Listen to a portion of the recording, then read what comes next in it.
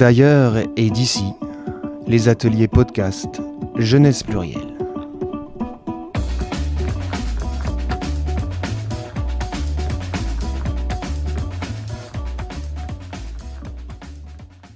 Alors moi je m'appelle Amy Mazari Hallel, donc je suis élue à la ville d'Avignon depuis 2014. J'ai toujours été militante déjà dans la politique bien évidemment, mais aussi dans la vie associative.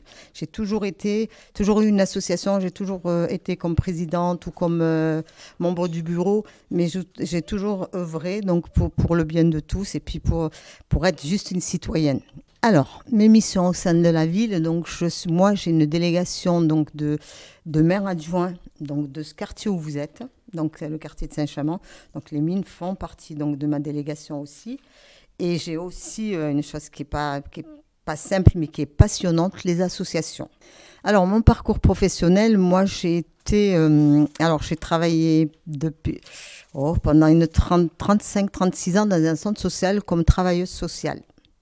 Donc j'ai travaillé que dans ça. Donc ça a été toute ma vie, toute ma carrière jusqu'à ma retraite que j'ai prise il y a 2 ans. Pour pouvoir, il y a 2 ans, mais je combinais les deux, il y a même 3 ans, combiner les deux, être élu et travailler. C'était pas très facile, je l'ai fait. Du coup, maintenant, je peux exercer mon rôle d'élu à plein temps, puisque je suis à la retraite. Et voilà, mon parcours, ça a été ça. En fait, mon parcours, ça a toujours été une femme qui était sur le terrain, une militante, même dans mon travail en tant que travailleuse sociale, c'était toujours dans le social. Toute ma vie, ça a été dans le social. J'ai toujours œuvré pour que les gens puissent être bien. Quand j'étais étudiante, j'ai toujours été ce qu'on appelle, à l'époque, on appelait les surveillants, je sais pas, d'internat, je ne sais pas comment on les appelle maintenant. Les pions, voilà, on était pions. Mais je l'ai toujours fait parce que ça m'intéressait d'être avec du monde, d'être avec les gens, de discuter, d'échanger. C'était quelque chose pour moi qui était primordial et je l'ai toujours. Donc j'ai toujours besoin de parler, d'échanger avec les autres. Et c'est ce qui m'a amenée à être dans la politique, déjà dans le milieu associatif et puis dans la politique. La Plaine des Sports, aujourd'hui, le samedi, dimanche, vous y allez, il y a plus de 3000 personnes. Donc c'est des familles qui fêtent des anniversaires, qui font des pique-niques, qui font du sport. C'est énorme. Quand je pense qu'à l'époque, avant qu'on arrive en 2014, nous on est arrivés en 2014 et bien avant, cette Plaine des Sports, c'était un parc qui était fermé, qui était habité par des corbeaux, hein, il faut le dire, parce que c'était le cas. Donc c'était eux qui... Voilà. Et du coup, qui ne servaient pas à grand-chose. Personne ne pouvait s'en servir, les gamins n'avaient pas le droit d'y aller. Et du coup, nous, on a réfléchi avec les élus, avec notre maire d'abord, et avec tous les élus. Et on avait réfléchi à ça pour dire, mais on ne peut pas laisser faire ça.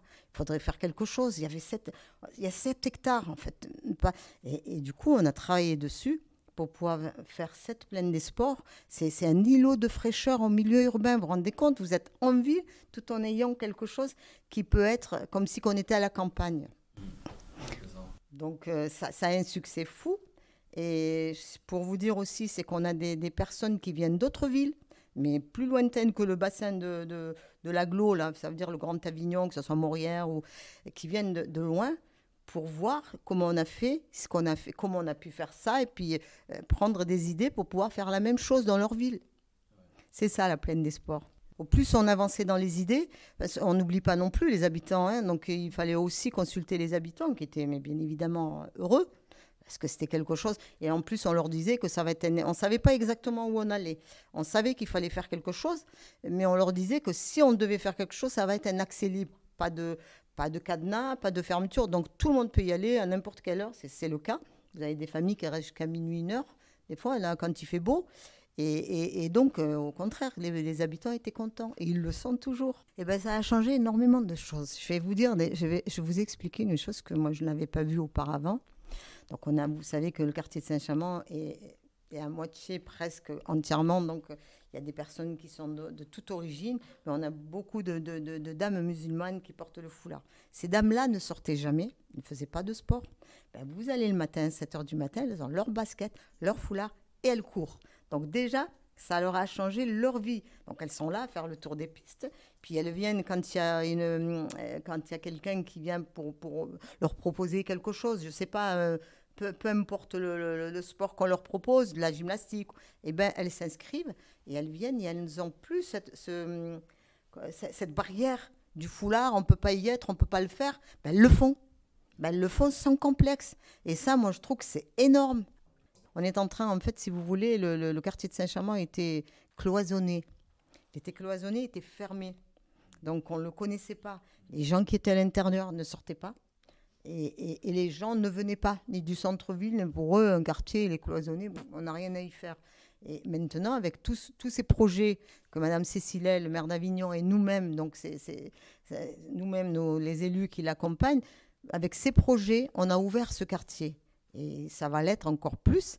Et je pense que ce quartier, il sera magnifique d'ici une dizaine d'années. Même, allez, j'espère que d'ici 5 ans. Une journée type, je ne sais pas. Par exemple, je prends la journée d'aujourd'hui. Alors, la journée d'aujourd'hui, le jeudi, normalement, je reçois donc les administrés de Saint-Chamond et d'autres. Hein, ça peut venir aussi d'autres quartiers. Donc, leur demande, globalement, se porte sur le logement, sur le travail. Je suis aidée pour le logement d'un élu qui vient tous les 15 jours à la mairie de Saint-Chamond, qui est aussi, donc c'est sa délégation, le logement. Donc j'ai fait ça le matin. À 11h, j'avais une inauguration. Donc il fallait que je représente, parce que je représente les intérêts de la ville aussi, dans des associations, dans des inaugurations, ça peut aller... bon, voilà. Et donc jusqu'à 13h. À 13h, donc j'allais manger et je suis revenue à Saint-Chamond où j'avais encore du monde à voir. Donc jusqu'à là, j'ai dû m'échapper parce que j'ai dû bâcler tout pour venir vous voir et répondre à vos questions. C'est des journées vraiment chargées. Le mois de septembre, particulièrement, il est très, très chargé. C'est la rentrée, donc on doit tout préparer. Donc c'est des journées, des fois, très, très, très lourdes. Mais j'aime ça. C'est passionnant. C'est quelque chose qu'on décide de faire. On ne nous oblige pas à être élus. On le fait parce qu'on aime ça. Et on le fait, moi, en tout cas, je le fais avec passion. Par exemple, hier, c'était une réunion de majorité. Donc, c'était tous les élus qui étaient là, à part ceux de l'opposition, bien évidemment, qui ne font pas partie de notre majorité. Et du coup, on a parlé du conseil municipal de samedi. Donc, de voir comment il y a des délibérations. Et il y a une quarantaine de délibes. Les délibes, c'est un projet ou une subvention, ou peu importe. Mais on doit la faire valider par un conseil municipal. D'accord ? Donc, nous, on leur présente la délibération en disant, ben voilà, aujourd'hui, on va donner, par exemple, moi, samedi, je vais présenter toute une délibération sur les subventions que je donne à des associations ou d'autres collègues donnent aussi, parce que je ne suis pas la seule. On a certains collègues ont des enveloppes, on a des enveloppes. Pour moi, j'ai une enveloppe pour aider les associations, certaines associations, d'autres, c'est sur la culture. Et donc, on doit la faire passer. Avant de donner ça, il faut que ça soit validé par le conseil municipal, par l'ensemble du conseil municipal. Bien évidemment, que dans un conseil municipal, il y a des opposants, donc il y a d'autres partis qui sont d'accord ou pas, souvent pas d'accord, mais c'est la démocratie.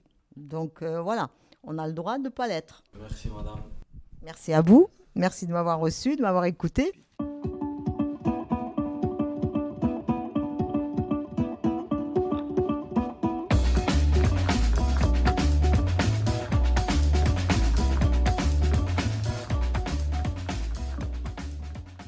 Donc, moi, c'est Géraud Aguenon. Je travaille pour la SMINA, la Société de gestion du mine d'Avignon, marché d'intérêt national. Donc, je suis chef de projet transition écologique et énergétique. Au fait, quand on est chef de projet, on essaie de mener à bien les projets de A à Z. Donc, de la planification du projet, du déroulement du projet, de l'atteinte des objectifs et du suivi du projet aussi. Donc, nous, on est une société qui gère un site de plus de 130 entreprises. Donc, ces entreprises sont dans des locaux, des bâtiments qui ne sont pas bien isolés. Ils sont dans un environnement où il manque de végétation, où ils n'ont pas tous les infrastructures pour assurer la gestion des déchets.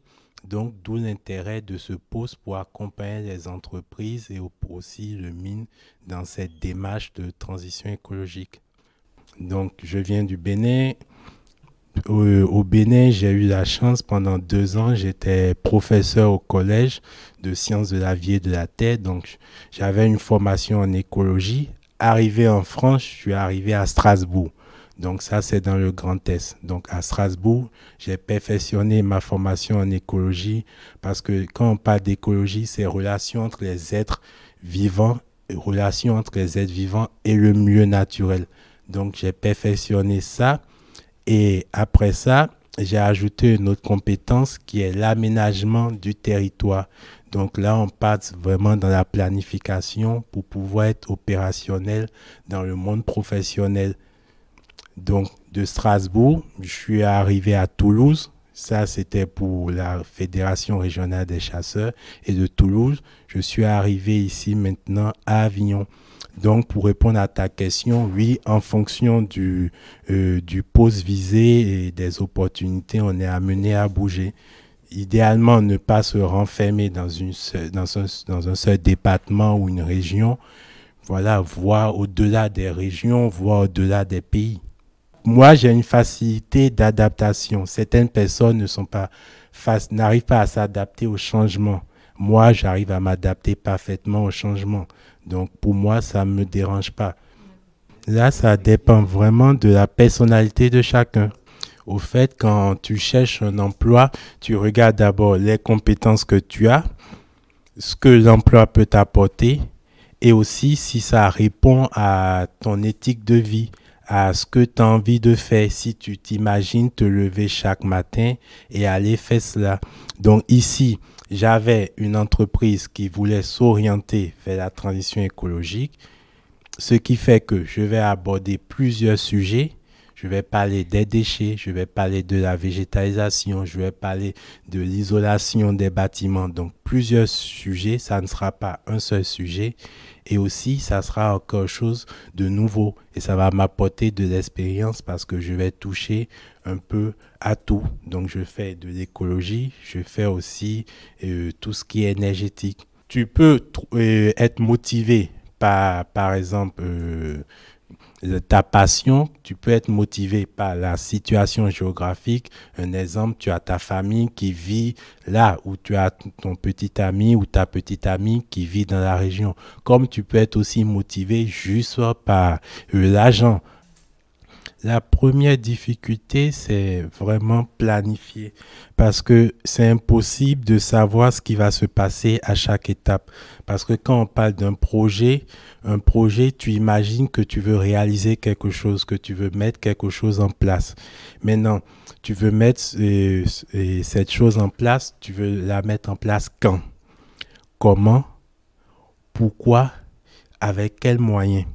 Donc, tu essaies de planifier, mais malheureusement, ça ne se passe jamais comme prévu. Donc, par exemple, au tout début, il y a quelques années, quand on formait des gens en gestion de projet, on les formait, il y a quelque chose qu'on appelle le cadre logique de projet. C'est un cadre, donc on ne dérogue pas au cadre, on est dans le cadre. Maintenant, ça a évolué, on parle d'adaptation, parce qu'on sait que tout au long du projet, il faudra s'adapter. Vous pouvez, par exemple, imaginer débuter un projet en janvier, mais vous avez fait avant une demande de subvention.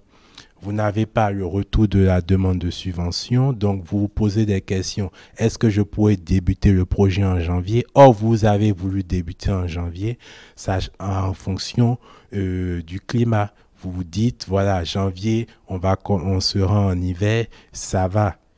Mais malheureusement, il y a un aspect qui vous bloque, c'est la subvention. Ça peut être autre chose, comme vous travaillez avec des prestataires qui vont vous fournir un service ou vous fournir des fournitures. Il peut avoir, par exemple, dans la livraison d'un matériel, du retard. Donc, ça va décaler votre projet. Donc, il faut vraiment avoir la capacité de s'adapter et de pouvoir rebondir. Ne pas penser que tout va se dérouler comme on avait prévu. Ici, pour le mine, c'est un cas particulier parce qu'ils ont créé ce poste spécifiquement pour répondre à un besoin. Donc, ils n'ont pas voulu utiliser le poste de chargé de mission parce qu'un chargé de mission est censé rendre compte à un chef de projet. Donc, ce poste a été vraiment créé directement chef de projet. Normalement, il devrait avoir peut-être un ou deux chargés de mission, peut-être un chargé de mission biodiversité qui va s'occuper de tout ce qui est végétation, un chargé de mission gestion des déchets, un chargé de mission énergétique et moi je serai en rôle comme chef de projet. Mais ici c'est un cas particulier, donc le poste a été vraiment créé et spécifiquement pour ça. Maintenant, avant ça, on peut dire que j'avais la casquette de chargé de mission. C'est chargé de mission biodiversité. Donc, ça a été une opportunité. Voilà, oui, ça a été une opportunité aussi. Il faut savoir que dans l'emploi, quand vous acceptez un emploi, ça vous colle à la peau. Par exemple, je ne pourrais plus postuler à un poste de chargé de mission. Je ne peux que postuler à un poste de chef de projet.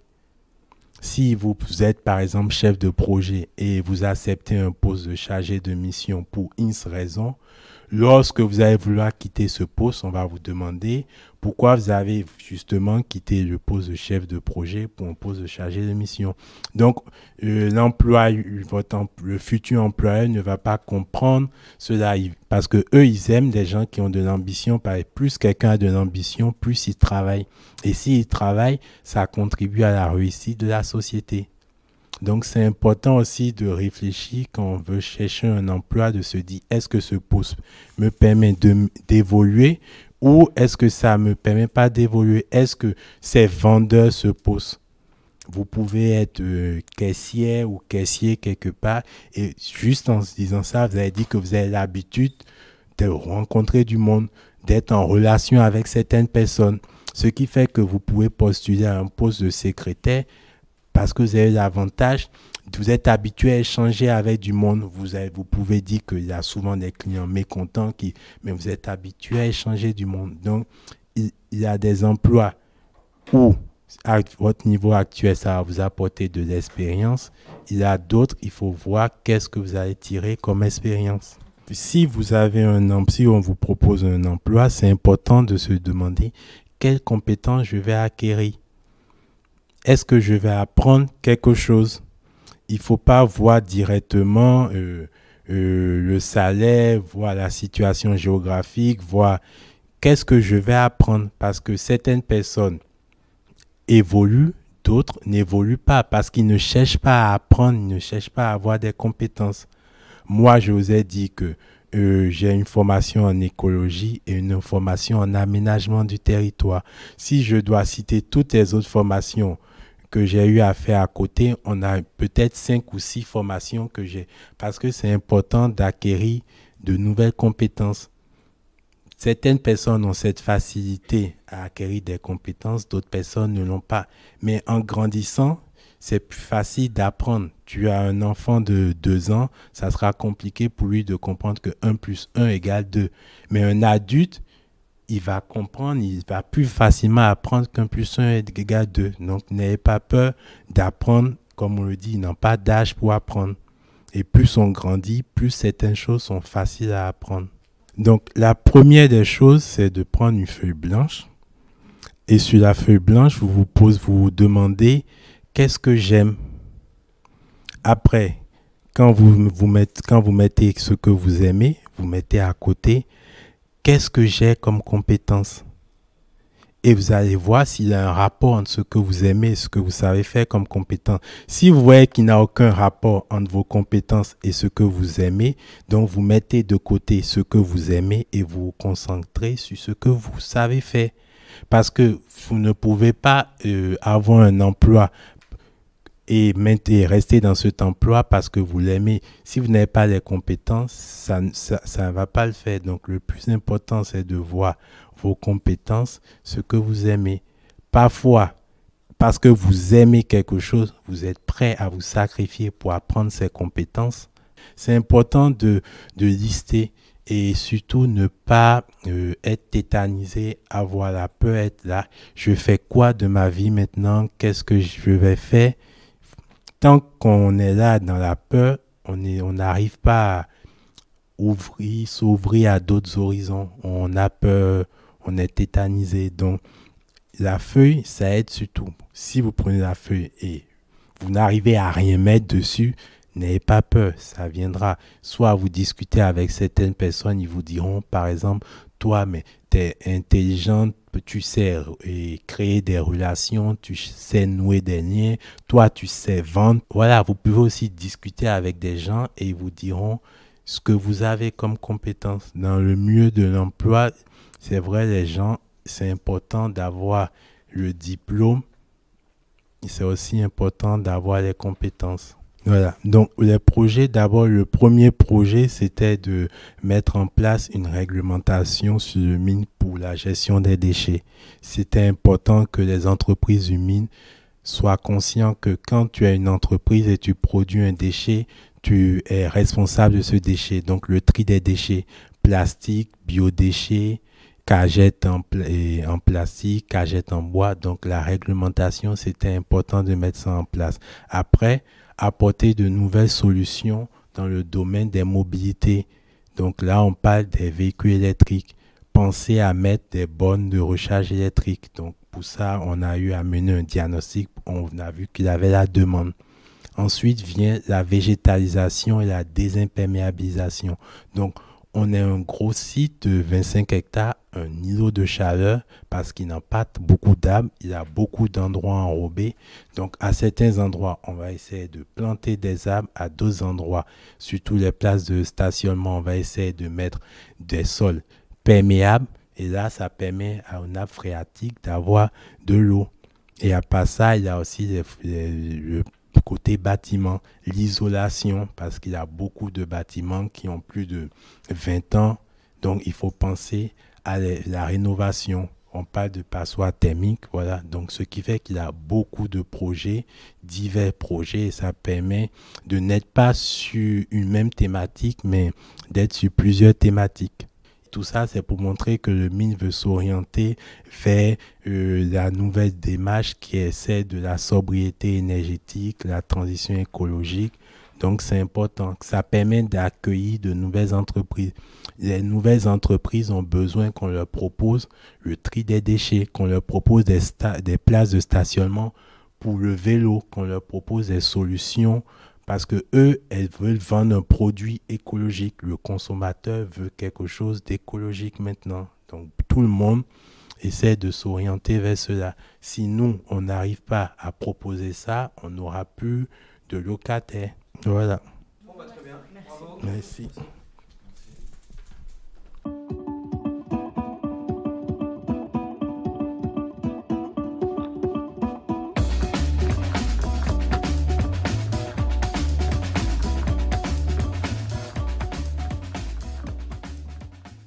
J'ai créé la roue tourne en fait par un concours de circonstances. J'avais envie d'un nouveau projet qui faisait sens. J'ai 55 ans et donc ça fait très longtemps que j'ai été en fait sensibilisé aux questions environnementales.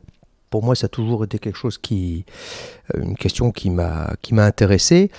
J'ai eu d'autres vies avant, notamment j'ai travaillé dans le vin. J'avais une exploitation viticole, je faisais du vin, j'avais une petite société de négoce. Une grosse partie de mes produits étaient en bio. Donc c'est cohérent aussi, il y a un continuum avec ce que je fais aujourd'hui. Et le hasard a fait que j'ai découvert. Alors nous, ce qu'on fait, c'est de la cyclo-logistique. La roue tourne, c'est une entreprise de cyclo-logistique. On fait du transport de marchandises à vélo cargo. Donc il y a un impact, naturellement, c'est ça qui m'a intéressé. Il y a naturellement un impact environnemental, moins de pollution, moins de nuisances sonores, moins de congestion au niveau du trafic dans les villes. Une relation humaine aussi qui est plus enrichissante, et plus intéressante que les livreurs habituels en camion.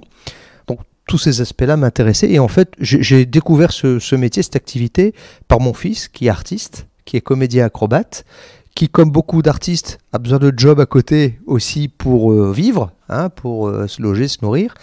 Et qui est un fanat de vélo et qui il y a 5-6 ans est arrivé à Paris. Et il a vu tous ces vélos cargo qui livraient des marchandises dans Paris. Il a dit, waouh, comme job, plutôt que d'être serveur dans un resto ou quoi que ce soit, si je peux faire ça, moi qui adore le vélo, ça va être génial. Et voilà, il a commencé à faire ça, il m'en a parlé. Je dis, c'est super ce truc, c'est super. Et donc, je suis monté à Paris rencontrer son patron pour comprendre un peu quelle était cette nouvelle activité. La cyclo-logistique, ça a environ 10-12 ans, vraiment de façon professionnelle, en France et même en Europe. Ça existe, alors c'était surtout en Europe du Nord, voilà, et puis aux États-Unis. Ça a pris un gros essor ces dernières années, même si c'est une activité qui cherche encore ses repères, son modèle, parce que le monde évolue, il y a des questions de coûts. hein, qui sont posés. Enfin voilà. Donc il faut pouvoir se connecter avec le reste de la chaîne du transport, puisque les marchandises, par exemple, moi mon vin, je le produisais au pied du Ventoux. On ne va pas chercher le vin à vélo au pied du Ventoux. C'est d'abord des camions qui vont collecter le vin et après qui vont l'amener à un endroit. Et nous, il faut qu'on puisse se connecter avec cet endroit. Donc voilà, c'est tout ça en fait qu'il faut comprendre, étudier et réussir à mettre en musique pour pouvoir exercer notre activité. Comme toute entreprise, j'ai besoin de clients. Mes clients, ils vont être de différents types. Alors, le gros des marchandises dans une ville, aujourd'hui, c'est les transporteurs qui les bougent, ces marchandises. Et notamment donc des gros transporteurs, je ne sais pas si vous en connaissez certains, comme Geodis, DB Schenker. Donc pour DB Schenker, par exemple, qui est un gros groupe de transport, c'est leader européen. Ça appartient à l'équivalent de la SNCF allemande. Et c'est le premier transporteur européen. Ils sont présents dans 165 pays. Enfin, c'est vraiment une grosse boîte. En même temps, ils ont une politique RSE. Ça vous parle, la politique RSE ? C'est une déclaration d'intention, on va dire, de la part d'une grosse entreprise, parce que les entreprises, elles ont des impacts sur notre vie à tous, sur notre environnement. Il y en a qui polluent beaucoup, il y en a qui polluent un peu, il y en a qui polluent pas beaucoup. Nous, on pollue pas beaucoup, mais les entreprises de transport en camion, elles polluent beaucoup. Aujourd'hui, on a identifié les secteurs qui sont les mauvais élèves au niveau de la pollution. Le transport y fait partie, le bâtiment, l'agriculture. On sait que c'est des pourvoyeurs malheureusement qui ont un impact négatif, en tout cas aujourd'hui, sur l'environnement. Donc on essaie d'agir surtout sur ces secteurs-là pour abaisser leur impact. Ça, c'est les politiques publiques en accord avec les entreprises. Certaines entreprises prennent les devants. DB Schenker en fait quand même partie, il faut leur reconnaître ça. Et donc, ils ont une politique assez volontariste par rapport à toutes ces questions liées à l'environnement. Et ils ont développé des partenariats avec des entreprises comme la mienne. Donc moi, je ne suis pas le seul. J'ai plein de confrères dans d'autres villes. Ils ont un partenaire par ville. Moi, j'ai la chance d'être leur partenaire ici à Avignon, à qui ils amènent toutes les marchandises le matin. Donc, d'où l'importance pour nous d'être ici sur le Mine. On a un entrepôt. On reçoit, vous l'avez peut-être vu, puisqu'on est au bâtiment J4, le bâtiment J qui est pas loin. Il y a un semi-remorque qui vient tous les matins entre 8h et 8h30 et qui nous laisse la à quai, la semi-remorque, avec environ, on va dire en moyenne, 50 livraisons par jour. Le format moyen, c'est une demi-palette et 50 à 60 kilos par livraison. Ça peut aller jusque 180, c'est ce qu'on peut prendre sur nos vélos, mais ça peut être des petits paquets de 1 kg. Voilà, on préfère avoir des paquets de 1 kg, mais la moyenne, c'est 50 à 60 kilos. Ils nous laissent la semi-remorque à quai, nous on décharge dans la matinée et on contrôle la marchandise, on la redispatche dans des zones dans des sous-zones au niveau d'Avignon qu'on a construites pour pouvoir optimiser nos tournées à vélo. Et après, on part en livraison selon les programmes de livraison que le dispatch, c'est le terme, disons, dans notre activité, c'est un peu comme l'aiguilleur du ciel. C'est lui qui va dire, tiens, un tel coursier, tu vas faire telle tournée, tu vas faire 5 livraisons dans tel endroit, par exemple en courtine, ou alors en intramuros, ou alors à fond couverte. Et on organise nos tournées comme ça. Le stockage se fait dans notre entrepôt, mais le vélo part avec la remorque chargée depuis notre entrepôt pour aller livrer dans chaque sous-zone d'Avignon. La zone globale, c'est Avignon 84 000, parce que c'est notre terrain de jeu, on va dire. C'est là où on travaille et on livre les marchandises. Et on a découpé en sous-zones pour optimiser en fait nos tournées. Nous, on est payé à la livraison. Le transport, c'est ça. Chaque transporteur est payé à chaque fois qu'il fait une livraison. On n'est pas payé à pédaler. Même si on adore pédaler, il faut qu'on fasse le plus de livraisons en faisant le moins de kilomètres possible. Alors, une journée type, il y a deux types d'acteurs. Il y a les coursiers, qui sont les plus nombreux. Moi, j'ai 3 coursiers en CDI qui roulent toute la journée. En général, ils font entre 50 et 60 km par jour. En général, ils partent systématiquement avec le vélo cargo et la remorque, systématiquement, et en moyenne avec 4 à 5 livraisons chargées sur leur remorque et vélo.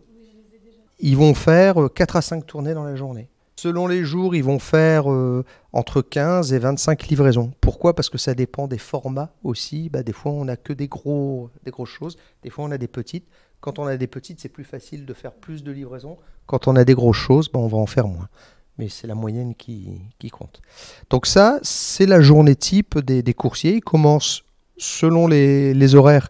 Ça fluctue un peu entre 7h30 et 9h le matin. Et ils terminent entre 15h30 et 17h en fin de journée. Ils ont une pause le midi. Donc c'est un rythme quand même qui peut être assez soutenu. Et ça fait appel à plein de compétences, de savoir-faire, de savoir-être également. Puisqu'il y a une dimension, disons, exécution de la livraison. Ça commence par prendre connaissance de sa tournée. On a des applis. Voilà, donc en général, les jeunes comme vous, ils ont moins de mal que moi à utiliser des applis. Ensuite, par rapport à leur programme, ils repèrent les marchandises, l'ordre dans lequel ils vont livrer ces marchandises, ce qui est fragile, ce qui l'est moins. Ce qui n'est pas fragile, on le met en dessous. Ce qui est fragile, on le met au-dessus. Enfin voilà, il y a toute une logique. Il faut bien arrimer les choses. Il faut les protéger s'il pleut, pour pas qu'elles soient abîmées. Et après, ils vont partir livrer. Et il y a un ordonnancement aussi dans le sens, il y a aussi quelques contraintes, c'est-à-dire un restaurant par exemple, on ne va pas arriver à midi et quart en plein service pour les livrer. Donc on se grouille quand on doit les livrer à un resto et qu'on a un petit peu de retard, on l'embine pas, on se dépêche pour arriver avant le service et pas mettre le client en difficulté. Et c'est sûr qu'un coursier qui démarre chez nous, moi j'attends de lui, le premier mois, il va faire 10, 12, allez, grand maximum 15 livraisons par jour, mais c'est plutôt 10-12. Et puis au fur et à mesure que le temps passe, d'ailleurs nous on a une formation d'environ 1 mois et demi qui est quand même formalisée, et après il y a une montée en puissance, mais c'est vrai que c'est pas du jour au lendemain qu'on est capable de faire 25 livraisons par jour. C'est compliqué. Ah ouais. Moi je livre, ça m'arrive, au début c'est laborieux, et puis après c'est comme tout, quand on est habitué à faire des choses, sur chaque partie de son activité, on maîtrise. C'est exactement les répétitions que vous vivez, vous, dans les démarches artistiques. C'est la répétition, le fait de répéter, le fait de maîtriser de plus en plus son texte et sa gestuelle, tout ça qui fait que après on est au point, quoi. Et là c'est pareil, c'est un peu comme un ballet. Il faut répéter, il faut travailler, au fur et à mesure ça se met en place. Voilà, ça c'est pour les coursiers. Et il y a le dispatch logisticien, c'est surtout moi qui le fais parce qu'en même temps ça me permet de faire d'autres choses, d'appeler des clients, d'appeler des fournisseurs, d'appeler l'administration quand il faut. Un chef d'entreprise, il a plein de casquettes et il doit faire beaucoup de choses. Surtout sur les petites entreprises. Nous, c'est une petite entreprise, on est 4 salariés. On a un bel outil informatique qui nous permet en fait d'optimiser nos tournées, qui est connecté avec naturellement l'appli dont je vous parlais qu'ont les coursiers, qui est connecté aussi notamment avec le système informatique de notre plus gros client, DB Schenker, qui nous transmet de la data, donc des informations par informatique tous les matins. Ça évite d'avoir à saisir les 50 livraisons qu'on a à faire. Tout ça est envoyé via l'informatique. Et on bâtit, et je bâtis, moi en tant que dispatch, mais mes collaborateurs savent le faire aussi. On a besoin de polyvalence dans les petites entreprises. Donc je bâtis les tournées, le programme de la journée, sachant qu'une journée en fait elle change sans arrêt, quoi, parce qu'il y a un vélo qui a une casse, une roue qui se casse, une roue qui est crevée, parce que on est retardé chez un client, on avait pris... Ça arrive, tous les jours on a des imprévus, ça fait partie du métier, donc après à nous de prévenir aussi, parce que le moins on a d'imprévus, le mieux c'est quand même en termes d'exploitation et de bon fonctionnement de l'entreprise. Mais c'est une réalité, dans notre métier, ça arrive beaucoup. Beaucoup trop, on a beaucoup de maintenance, le matériel souffre parce que c'est une base vélo et par tournée, on part avec entre 240 et 280 kilos de marchandises. On a des coursiers et des coursières, donc voilà, comme quoi, en fait, il y a de l'assistance électrique, c'est des vélos cargo à assistance électrique, donc ça aide. Mais ça reste quand même un peu physique. Mais après, c'est comme tout. Il y a la fluidité, il faut le mouvement. Des fois, on fait un peu on y va trop franco et on se fait mal. Alors qu'avec de la souplesse, bien savoir soulever une charge, ça s'apprend. C'est pas de la force pure. Enfin voilà. Donc, on peut manier des poids des fois assez importants. L'important, c'est de savoir comment faire. plutôt que d'avoir de la force. Et c'est vrai que le fait qu'il y ait eu toute cette refonte en fait, des plans de circulation en intramuros, mais aussi le plan Faubourg, avec la création de nombreuses pistes cyclables, pour nous, ça nous facilite vraiment la vie au quotidien, même si ça ne solutionne pas tout, mais ça sécurise, hein, ça nous permet d'avoir nos voies dédiées et donc d'aller encore plus vite. Bon, en vélo, même avec nos remorques qui font 1,15 m de large, on se faufile quand même assez partout. Mais le fait d'avoir en plus les pistes cyclables fait qu'on va encore plus vite et plus facilement partout. Donc ça, et puis l'aspect sécurité.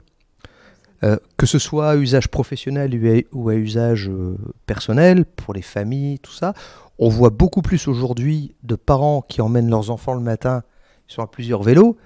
Avant, quand il n'y avait pas de piste cyclable, il n'y avait pas beaucoup de gens qui prenaient le risque d'avoir des petits à 4 ans ou 5 ans derrière à vélo.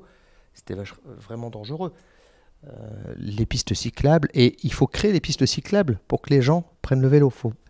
Et pas l'inverse. Et souvent, donc c'est un investissement de départ, c'est un pari, mais on sait que c'est la condition sine qua non pour que les gens vraiment utilisent massivement le vélo. Et sur les trajets courts, c'est très pertinent. Alors moi, je suis entrepreneur depuis l'âge de 30 ans. D'accord. Voilà. Alors j'ai fait des études, après j'ai travaillé pour des grandes entreprises, en France et à l'étranger, puis après je suis arrivé dans la région, et j'avais 31 ans quand j'ai eu ma première société, dans le vin, voilà, la production de vin, et puis dans le négoce de vin. Après j'ai eu une autre société, donc après plus de 15 ans dans le vin, dans la rénovation immobilière, pendant 5 ans, et puis là c'est mon dernier projet en date, peut-être que j'en aurai encore, mais j'aimerais bien faire ça une dizaine d'années, et développer. Il y a vraiment du potentiel. Et en même temps, on se heurte, comme toute nouvelle activité, on est sur une activité, on s'inscrit dans un schéma de rupture. Nous, parce que on change de mode de transport. C'est-à-dire qu'avant, il y avait des camions qui allaient en ville pour livrer des marchandises.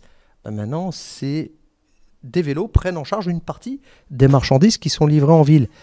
Mais ça ne se fait pas du jour au lendemain, c'est long. Je pensais sincèrement pas que ce serait aussi long, d'ailleurs. Donc c'est très long à mettre en place. Pourquoi ? Parce que les entreprises ne nous ont pas attendus pour livrer des marchandises et qu'il y a donc des organisations qui sont en place.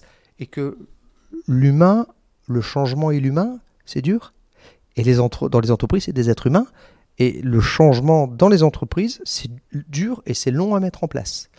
Et qu'en plus, on est sur des conditions économiques qui favorisent encore le camion. C'est plus cher d'utiliser mes solutions que d'utiliser un camion. Pour des Béchenkers, c'est un surcoût. Alors pourquoi ils le font ? C'est pas pour mes beaux yeux, c'est parce que ça fait sens par rapport à leur positionnement. On parlait de RSE tout à l'heure. Ils veulent avoir des actes en accord avec leur position qui visent à faire un effort sur la réduction de leur impact négatif sur l'environnement.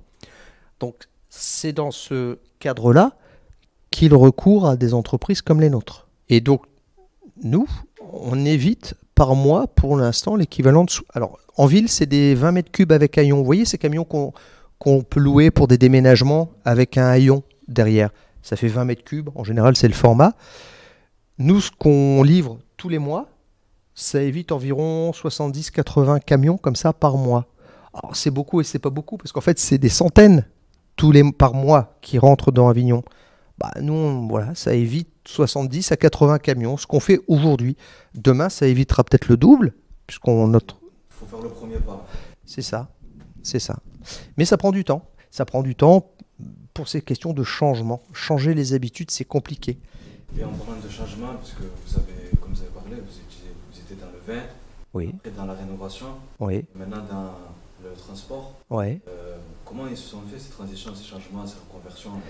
Non, c'est 3 activités différentes. Par contre, on tire toujours des enseignements des activités précédentes.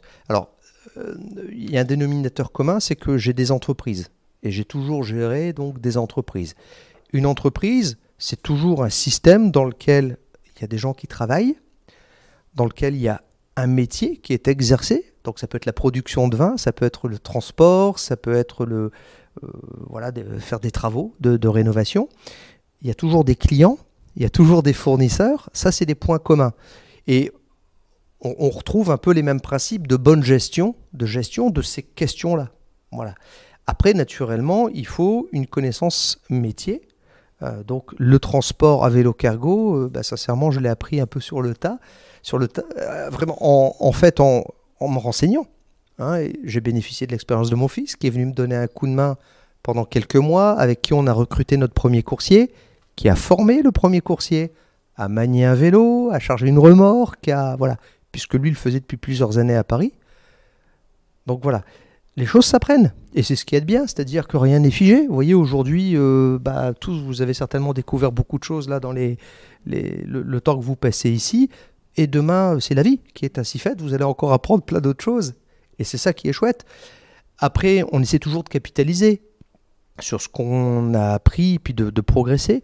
Mais il ne faut pas s'interdire. De toute façon, des fois, même si on se l'interdit, ça nous a imposé. On peut travailler dans une entreprise sur un métier et le métier disparaît. Voilà. Mes grands-parents étaient ouvriers dans le textile, dans la dentelle, à Calais, dans le Pas-de-Calais. Les usines n'existent plus. Donc leur métier a disparu, purement et simplement. S'ils étaient encore en vie, ils devraient faire autre chose. Voilà. Donc, et ça arrive. Et donc, il faut savoir aussi rester ouvert et puis se dire que ce qu'on a fait n'est jamais perdu. Moi, le transport, en fait, je le connaissais, mais en tant que client. Puisque mes bouteilles de vin, j'utilisais les services de transporteur pour livrer mes clients qui étaient des restaurateurs ou des magasins de vin, des cavistes, à Avignon, à Paris, tout ça. Et je connaissais, puisque j'avais un client au bout qui attendait son vin, un restaurateur par exemple, puis qui souvent ne l'avait pas en temps et en heure, ou le livreur qui arrivait en plein milieu du service. Donc ça, moi, ça me reste, parce qu'il appelait, il m'engueulait, il me disait « Ouais, le transporteur que tu choisis, parce que c'est moi qui le choisissais, il est nul, tu fais chier. » Enfin, voilà, à chaque fois, il arrive, on n'a plus de vin, mais ça fait 2 jours qu'il arrive en suivant, pendant le service, on l'envoie bouler, on ne peut pas accueillir. Et ça m'est resté, parce que je me faisais engueuler, moi. Donc là, nous, on met un point d'honneur à jamais arriver dans un restaurant plein service, parce que c'est pas la peine. Comment avez-vous fait pour créer votre entreprise? Quel organisme vous avez pu? Faut pas hésiter à s'entourer. Il y a différentes organisations publiques ou privées qui existent pour accompagner et aider les entrepreneurs ou les repreneurs d'entreprises, dont je fais partie. Donc moi, je m'en suis pas privé, parce que c'est toujours bien, même si j'ai une certaine expérience, que j'ai eu d'autres entreprises avant, il faut pas s'isoler, on apprend toujours des autres. Donc ça, c'est important. Et puis la vie d'un entrepreneur, c'est pas tout rose, ça va pas tout droit, on dort pas souvent la nuit, donc c'est bien quand on est à plusieurs. Voilà. Le collectif est important. On se voit beaucoup entre chefs d'entreprise pour échanger, pour partager nos expériences, les problématiques qu'on a. Donc on apprend aussi beaucoup comme ça. Donc ça, c'est un premier point important. Deuxième point, alors il n'y a pas d'ordre hiérarchique dans ce que je dis. Il faut aussi à la base avoir un projet qui vous parle, qui fait sens pour vous, je pense. En tout cas, voilà, il faut un projet moteur qui vous anime et auquel vous avez envie de vous attaquer. Parce que le parcours d'un entrepreneur, c'est pas simple. C'est plus confortable d'être en job salarié dans une entreprise. Voilà. En gros, on nous dit ce qu'il faut qu'on fasse, à nous de bien le faire. On a plus ou moins d'autonomie, mais il faut y aller. Un entrepreneur, on doit tout bâtir de A à Z, et c'est nous. Et il n'y a personne d'autre pour le faire à notre place. En même temps, c'est ce qu'on aime, en général, quand on le fait. Donc, le projet est important, savoir s'entourer, voilà, parce qu'on a besoin, pour plein de raisons que j'ai citées. Et puis après, il y a toute une dimension. Alors souvent, ça se formalise.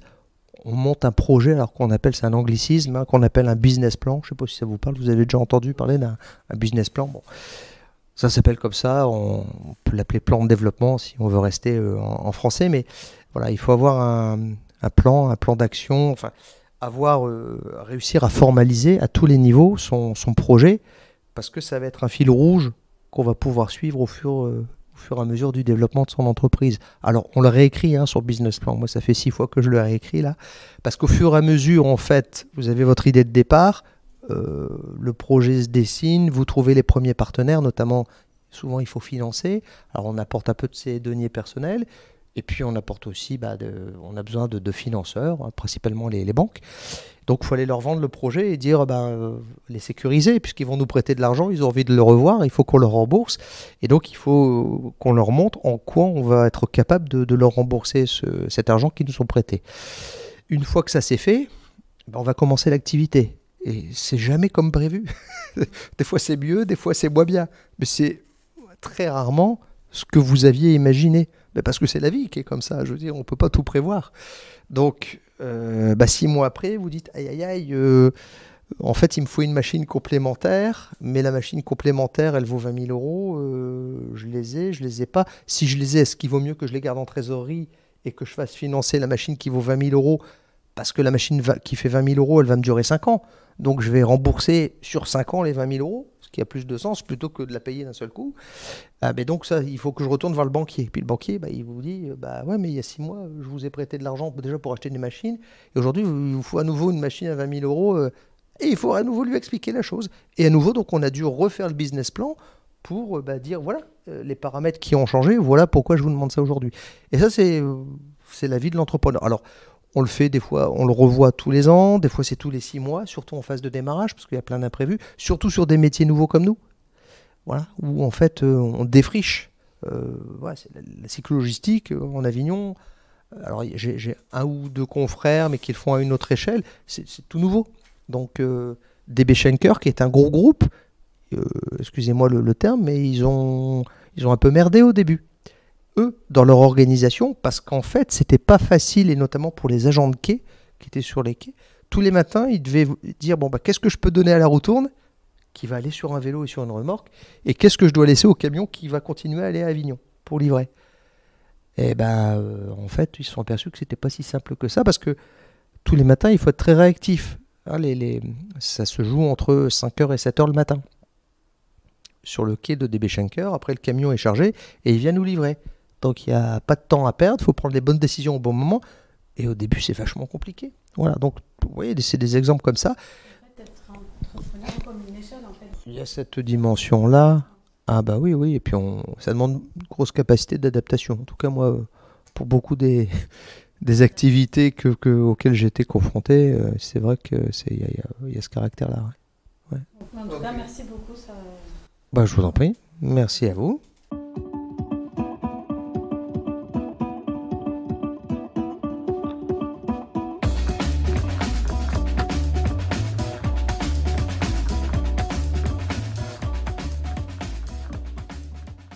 Alors, je m'appelle Camille Ribelles, je suis la cofondatrice de l'entreprise Ciba.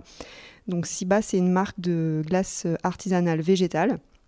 Donc on a créé l'entreprise en 2019 et on a lancé les premiers produits en mars 2020, donc à destination de l'hôtellerie-restauration.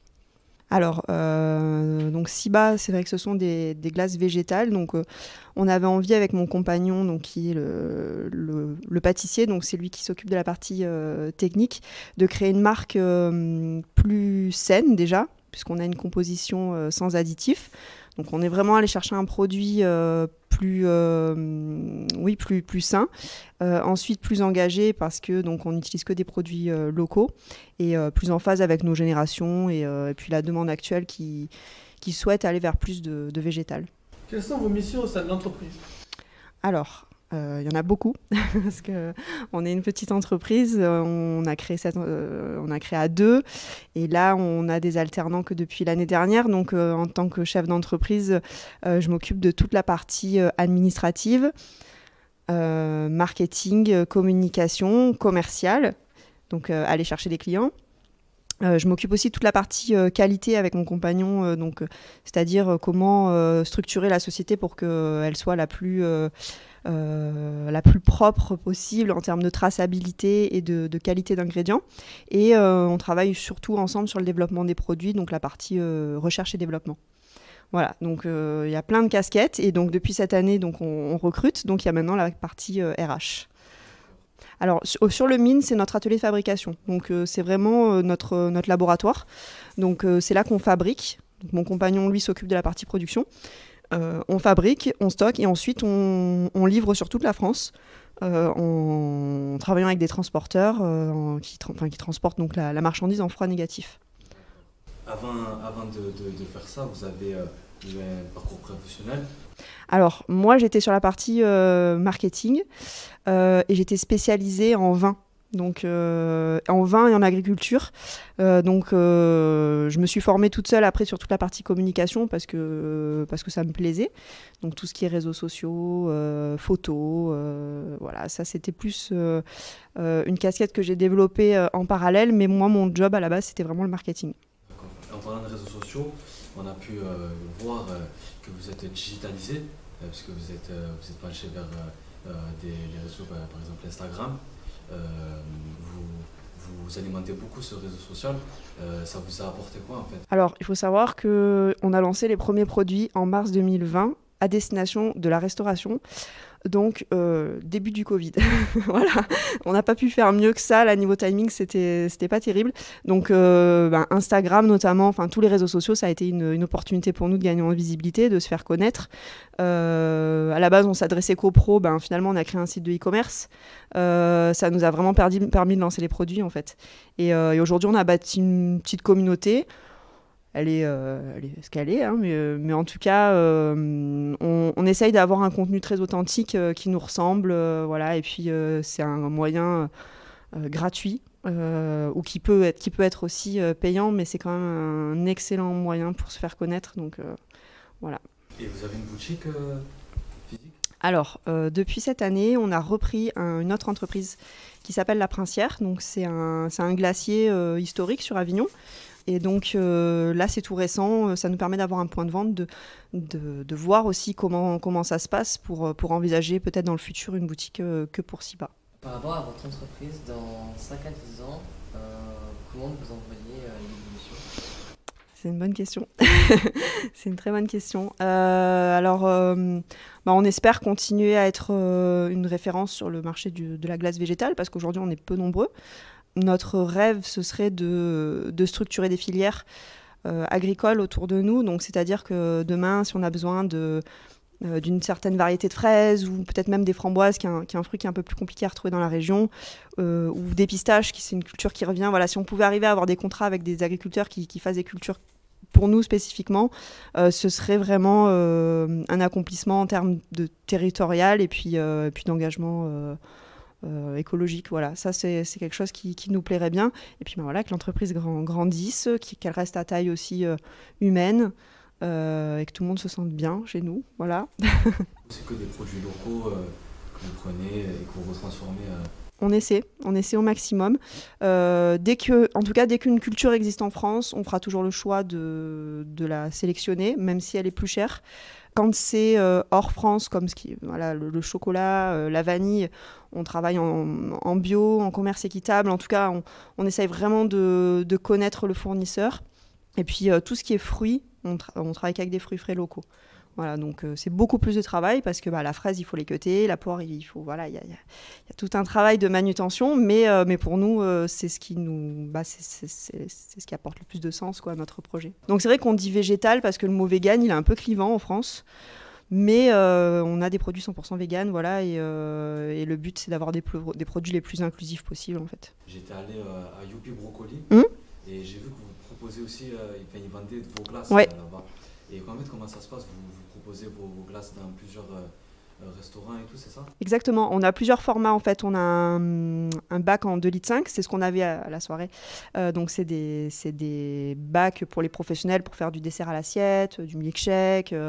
Voilà, c'est des gros formats. Et ensuite, on a un petit pot individuel en 120 millilitres, donc qui permet, par exemple, aux hôtels, sur les espaces piscines ou certains restaurants, d'avoir un produit totalement clé en main à proposer à leur clientèle. Et donc, nous, on démarche et plusieurs établissements viennent nous voir aussi pour référencer nos produits chez eux. Et après, on a les bûches de Noël aussi. Voilà, c'est le dernier produit de fin d'année parce qu'on a quand même un produit qui est très saisonnier, donc l'hiver, il faut être créatif. Voilà. Comment décririez-vous une journée type? Il n'y en a pas, hein. Chaque jour est différent. Je dirais que le matin, je vais plus m'occuper de tout ce qui est comptabilité. Je fais le point avec mes alternantes sur les missions à faire, donc sur la partie réseaux sociaux. Puis l'après-midi, on va aussi traiter tout ce qui est commandes, prévisionnel. J'avoue que j'ai pas vraiment de journée type. Tous les jours, je fais des choses très différentes. En fait, on a emménagé en 2019. On était au local G9. Donc, on avait une surface de 85 mètres carrés. Et puis, on a déménagé en juillet 2022, donc l'année dernière, dans le nouveau local qui est le S6, où là, on a une surface de 270 mètres carrés. Voilà. Et c'est un ancien poissonnier qui avait ce local, donc il y avait une très grande chambre froide. Et pour nous, c'était une super opportunité. Votre ancien local, en fait, il était beaucoup trop petit pour vous, parce que vous étiez devenu beaucoup trop gros? En fait, c'est un peu ça, l'agroalimentaire. C'est que dès qu'on va chercher un nouveau client, on a besoin de plus grosses machines. On a surtout besoin nous, c'était le stockage, le problème.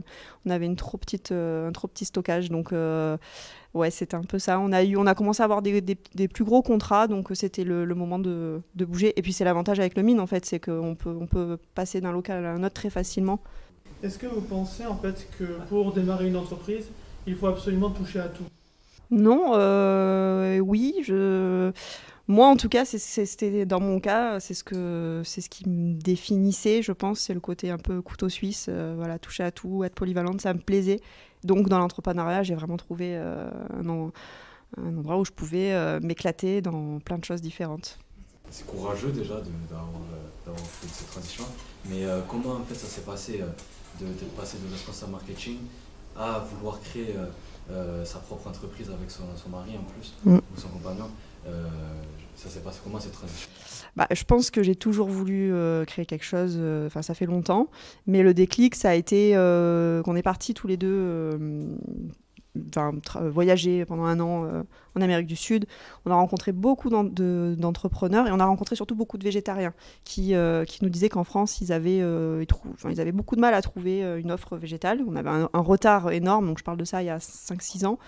Et tout s'est un petit peu enchaîné. Michael étant chef pâtissier, moi dans le marketing, on a voulu trouver un projet commun et se lancer parce que je pense qu'on avait ça en nous. Et puis, on avait envie de se challenger aussi, parce que c'est pas simple. Et puis, de créer un produit. Puis en plus, on est allé sur un produit qui n'existait pas, avec beaucoup de R&D.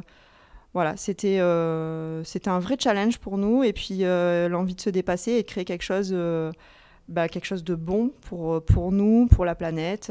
Voilà, c'est un tout. D'accord. R&D, ça veut dire quoi? Recherche et développement. Il y a 4 ans, quand on a créé le produit, il y avait très peu d'historique sur le sujet. Donc, on a commencé dans notre cuisine, on a acheté une petite turbine.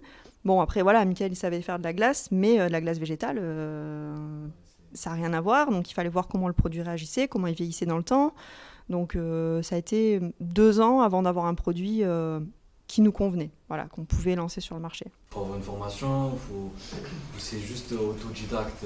Là, ça a été complètement autodidacte pour le coup. La partie hygiène, ça c'est quelque chose qu'on maîtrisait. La partie alimentation et nutrition, ça c'est des choses qu'on a été vraiment chercher. Et puis après, structuration d'un projet, parce que de la gestion de projet, pour que ce soit carré de A à Z, il faut avoir un suivi. Donc non, pour le coup, on a été chercher de l'aide. Mais il y avait peu d'acteurs sur le marché pour nous accompagner, donc finalement on s'est débrouillé par nous-mêmes. Comment ça se passe dans ce genre de situation au niveau de la législation, au niveau des DLC par exemple, au niveau de l'importation, l'exportation, au niveau même des allergènes que vous êtes obligé d'afficher Ouais, comment ça se passe? Tout ça, donc les allergènes, c'est beaucoup plus simple parce que déjà on en a moins, parce qu'il n'y a plus d'animal, mais on doit tout retracer sur l'étiquetage.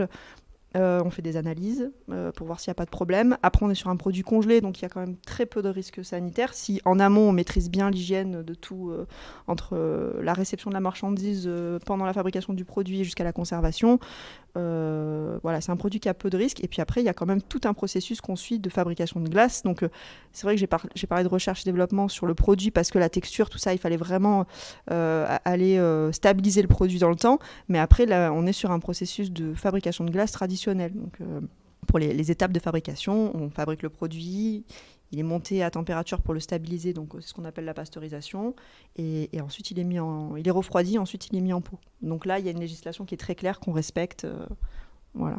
Lorsque vous avez fait le produit, en fait, que vous l'avez enfin fait, est-ce que vous l'avez envoyé en fait à une entreprise qui l'a testé pour voir si elle pouvait sortir sur le marché français?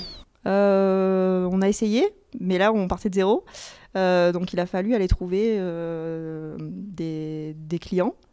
Mais après, là, on a fait déguster aussi tous nos amis, tout notre cercle proche, en fait, pour démarrer. Puis les particuliers. Et puis petit à petit, c'est aller faire des dégustations partout, dès qu'on pouvait, dès qu'on rencontrait des gens. Si on suit bien les étapes, c'est comme quand on fait en fait un gâteau. Si on suit bien la recette et qu'on est prudent sur toute l'hygiène, il y a peu de risques. À part, voilà, il y a une DLC évidemment à respecter, des températures, surtout pour la glace. Voilà.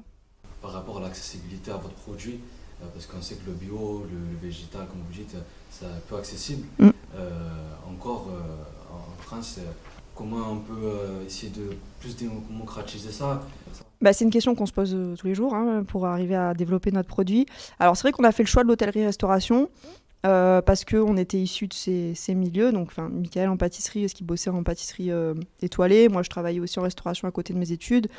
On voulait vraiment apporter une solution aux chefs. Parce que moi, je me souviens en cuisine, souvent quand il y avait un vegan ou un végétarien, c'était qu'est-ce qu'on va lui faire à manger. Donc nous, ça a été ça l'idée de départ, répondre à cette problématique-là. Après, c'est vrai qu'on s'est posé la question, parce que pour démocratiser un produit, il faut le vendre au maximum de personnes. Donc la grande distribution, les enseignes bio aussi. Mais c'était pas notre cible pour nous.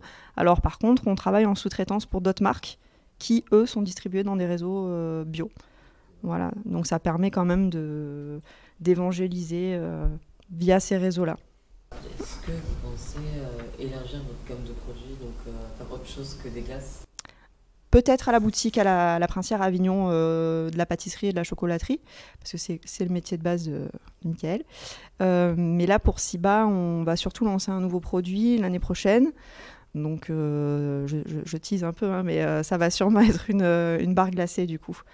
Type sneakers, mais plus sain. Ouais. Si vous voulez donner des conseils à des jeunes comme vous, comment on ferait pour ouvrir une entreprise? Je pense qu'aujourd'hui, il y a plein de choses il y a plein de choses pour se lancer. Avoir une idée, déjà, c'est bien. Après aussi, on peut vouloir en apprendre davantage sur l'entrepreneuriat sans avoir encore d'idée. Nous, on s'est fait accompagner par le réseau Initiative Terre de Vaucluse. Donc ça, c'était super pour bien structurer nos idées, bien les poser. Parce qu'il y a la partie j'ai une idée, mais après il y a la mettre en œuvre sous forme de business plan, aller chercher des financements. Voilà, c'est pas simple. Mais aujourd'hui, il y a plein de réseaux qui nous accompagnent là-dessus. Donc il y a le réseau Initiative, il y a le réseau Entreprendre, il y a les chambres des métiers. Aller parler avec d'autres entrepreneurs aussi, parce que finalement on est tous un peu dans le même bateau, et puis on a envie de transmettre notre passion. Surtout les artisans, je pense. Donc il faut pas hésiter quand on a une idée à aller se renseigner dans le secteur d'activité qui nous intéresse et aller demander un petit peu comment on a fait. Nous, on a plein de copains maintenant, glaciers, à qui on est allé rendre visite, qui nous ont montré leurs ateliers, avec qui on a échangé sur nos problématiques, parce qu'on est souvent seul aussi quand on est entrepreneur. Donc voilà, il faut aller sur le terrain, il ne faut pas hésiter à parler, à échanger avec des entrepreneurs, à se renseigner, et puis tout est possible. Nous, il y a 4 ans, on a voulu créer un produit qui n'existait pas. On a un peu ramé, mais aujourd'hui, ça commence à prendre forme. Il faut être passionné aussi. Ouais. Ouais. Donc là, c'est vrai qu'avec la boutique, on a dû recruter en magasin. Donc on a eu des saisonniers, beaucoup. À partir de avril jusqu'en septembre, voilà, on recrute en boutique. Et après nous, à l'atelier, on a des alternants sur la partie commerce, qualité et communication. Voilà. Très bien, merci. Avec plaisir. Merci beaucoup. Merci.